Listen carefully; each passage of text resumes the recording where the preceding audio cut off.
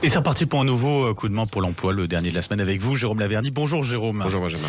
On met en avant ce matin, on retourne du côté de Saint-Gobain pour cette opération Un mois, un métier. On découvre les différents métiers justement qui composent le groupe Saint-Gobain. Ce mois-ci, on parle des RH, les ressources humaines. On a beaucoup parlé des ressources humaines, des différents secteurs qu'on a dans les ressources humaines, puisqu'ils sont nombreux. Là aujourd'hui, petite focalisation sur un angle peut-être différent par rapport à ce qu'on a fait auparavant. On a vu d'innombrables fois combien le recrutement n'était recrutement qu'à la seule et unique condition qu'il soit accompagné, en tout cas c'est comme ça que l'envisagent les entreprises, par le volet formation. Et c'est du volet formation qu'on parle aujourd'hui. Avec Camille Brock qui est avec nous, responsable de la formation à la plateforme du bâtiment chez Saint-Gobain. Bonjour. Bonjour. Soyez la bienvenue sur Sud Radio. C'est vrai qu'on a beaucoup parlé recrutement via les ressources humaines. Vous, c'est le volet vraiment formation qui nous intéresse du coup ici. Parlez-nous un petit peu de ce métier et justement de ce qu'il implique à ce niveau-là.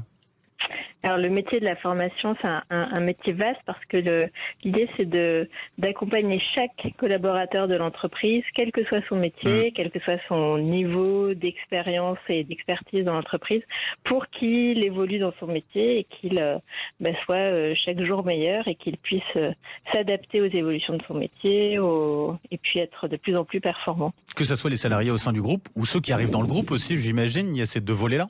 Tout à fait, exactement.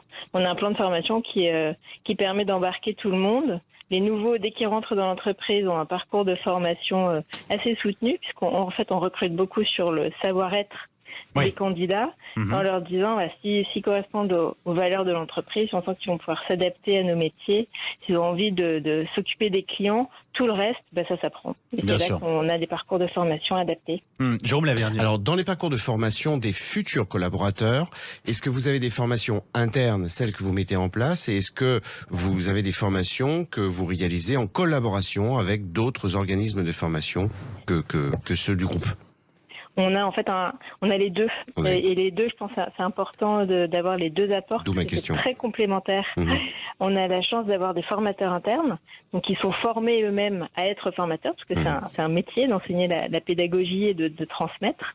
Donc on a une équipe de formateurs internes qui transmettent tout l'ADN de l'entreprise, nos procédures internes, l'utilisation des différents outils, les rôles, les missions de chaque métier. Et puis, avec des formateurs externes, on travaille des techniques plus précises. Par exemple, la technique de vente ou des formations management plus pointues ou de la technicité, par exemple, en électricité ou sur des sujets par exemple, très pointus sur de la domotique. Là, on fait appel à des spécialistes des sujets. Camille Brock, responsable de formation chez Saint-Gobain. Comment vous en êtes arrivé à ce poste-là et ce volet de la formation c'est quelque chose qui vous a passionné très rapidement. Vous avez voulu vous orienter très rapidement vers cette voie-là ?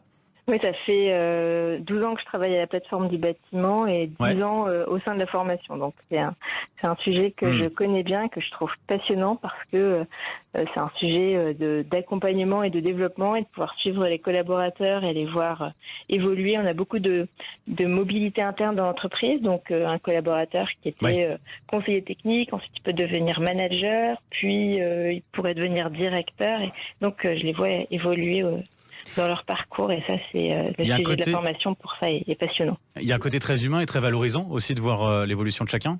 Exactement. Après, la formation fait pas tout. C'est un mix en fait qui s'inscrit dans le développement. L'accompagnement du manager est essentiel. L'envie d'avancer, de progresser est essentielle.